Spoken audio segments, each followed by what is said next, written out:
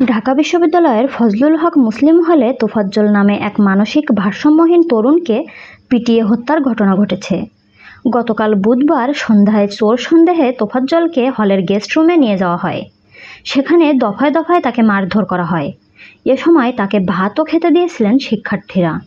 হলের CCTV footage বিশ্লেষণে জানা গেছে, তোফাজ্জলকে যখন গেস্ট রুমে নেওয়া হয় তখন সেখানে প্রথম এবং দ্বিতীয় বর্ষের শিক্ষার্থীরা উপস্থিত ছিলেন। তারা তোফাজ্জলকে হালকা মারধর করে ক্যান্টিনে খাবার খাওয়াতে নিয়ে যান। এরপর তাকে এক্সটেনশন বিল্ডিংয়ের গেস্ট রুমে নিয়ে যাওয়া হয় এবং সেখানে বিভিন্ন ব্যাচের প্রায় 30 জন শিক্ষার্থী ছিলেন। সূত্রের তথ্য অনুযায়ী গেস্ট রুমে তোফাজ্জলের হাত বেঁধেছে জালাল। সুমন চোখ বন্ধ করে তাকে মেরেছে। মারতে মারতে পড়ে গেছে তোফাজ্জল। এরপরে তাকে পানি এনে খাওয়ানো হলে সে উঠে বসে। এ সময় সবাই হাততালি দেয়। সবাই খুশি হয়, কারণ তাকে আবার মারতে পারবে। এরপর আবার শুরু হয় পেটানো। এই দফায়ও সবচেয়ে বেশি মেরেছে ফিরোজ। পরে পদার্থবিজ্ঞান বিভাগের 18-19 সেশনের জালাল আসে। জালাল এসে আরও মারতে উৎসাহ দেয়, বলে মার, ইচ্ছামতো মার, মায়েরা ফেলিস না একেবারে। এরপর গ্যাস লাইট দিয়ে পায়ে আগুনও ধরিয়ে দেয়। পরে সুমন এসে তোফাজ্জলের চুল ও ভুরু কেটে দেয়।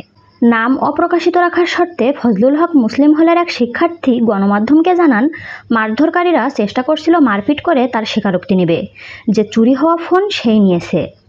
মারধরের এক পর্যায়ে 2-3টা ফোন নম্বর দেয় তোফাজ্জল। সেই নাম্বার থেকে ফোন দিলে অপর পাশ থেকে জানানো হয় তোফাজ্জল মানসিক বিকারগ্রস্ত, কিন্তু ওরা বিশ্বাস করতে চায়নি। সেখানে আসা শিক্ষকদের সামনেও তোফাজ্জলকে পেটানো হয়। শিক্ষকরা বাধা দিতে চেষ্টা করেও ব্যর্থ হন। তিনি আরও বলেন, এরপর প্রক্টোরিয়াল টিম আসে। কিছু অভিযুক্তরা টিমের কাছে তোফাজ্জলকে দিতে চাচ্ছিল না। 25 মিনিট ধরে শিক্ষকরা তাদের বোঝানোর চেষ্টা করেন, কিন্তু স্যারদের কথা তারা মানেনি। পরে প্রক্টোরিয়াল টিম বুঝতে পারে তোফাজ্জলের অবস্থা খুবই খারাপ। এত মারলে কেউ বাঁচতে পারে না।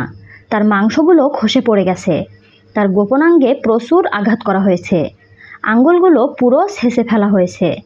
পরে অবস্থা খারাপ দেখে এক পর্যায়ে শিক্ষার্থীদের 5-6 জনের একটি দল তোফাজ্জলকে শাহবাগ থানায় নিয়ে যায়। সেখান থেকে রাত 12টার দিকে তাকে ঢাকা মেডিকেল কলেজ হাসপাতালে নিয়ে যাওয়া হয়। এ সময় চিকিৎসক তোফাজ্জলকে মৃত ঘোষণা করেন।